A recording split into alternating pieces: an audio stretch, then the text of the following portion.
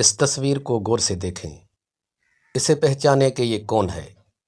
میں شرطیہ کہتا ہوں، آپ اسے بہت اچھی طرح سے جانتے ہیں۔ گلو بٹ کا نام تو آپ نے سنا ہی ہوگا۔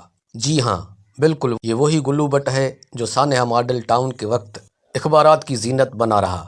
یہ وہی گلو بٹ ہے جو ابھی 7-8 برس پہلے کی بات ہے، ایک ہٹا کٹا جوان تھا اور ویڈیوز میں پورے زور و شور سے گاڑیاں توڑتا دکھائی دیتا ہے، مگر آج اپنے ہاتھ کی ایک انگلی تک کو جنبش نہیں دے سکتا۔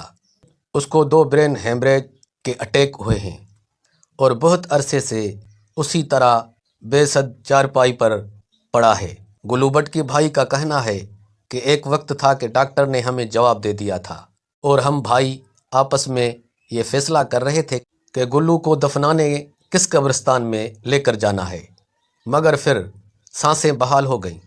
پھر 3 ماہ تک اس نے کچھ نہیں کھایا، پھر تھوڑا سا کھانا پینا اس کے منہ میں ڈالنا شروع کیا۔ اب کئی ماہ سے اسی طرح چارپائی پر بیمار پڑا ہے۔ ان کے بھائی نے میاں برادران سے شکوہ بھی کیا کہ آپ اپنے سپاہی کی خبر گیری کیجیے۔ دوستو، میری پوسٹ کا مقصد خدا نخواستہ گلو بٹ کی تضحیق کرنا نہیں ہے۔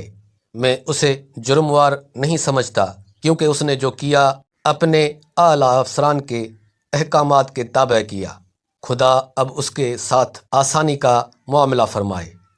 آپ سب دوستوں اور عزیزوں کو صرف یہ بتانا ہے کہ جس طاقت، اختیار و اقتدار کا آپ مان کرتے ہیں، وہ جوانی، طاقت و اقتدار سدا ایک سے نہیں رہتے۔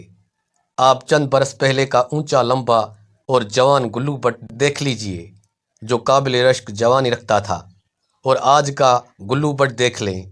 کیا گلو بٹ نے کبھی سوچا تھا کہ وہ اس طرح بیمار ہوگا؟ دیکھنے اور سننے کا بہت بہت شکریہ۔ اللہ حافظ۔